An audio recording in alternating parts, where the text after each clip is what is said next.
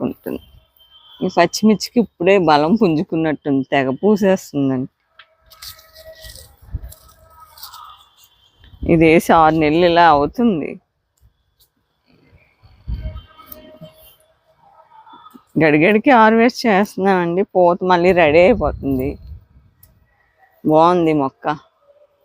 ఏదైనా అంత ఘాటు ఉండటం లేదేమో అనిపిస్తుంది. గార్డెన్ మన టెర్రస్ మీద పచ్చిమిర్చి అంత ఘాట్లే వేరే ఉన్నాయిలేండి, అవి అయితే అసలే ఘాట్లేవు. పచ్చిమిర్చి అలా తినేవచ్చు చక్కగా.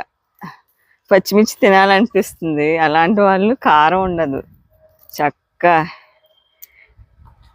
తినొచ్చు. చాలా బాగున్నాయి.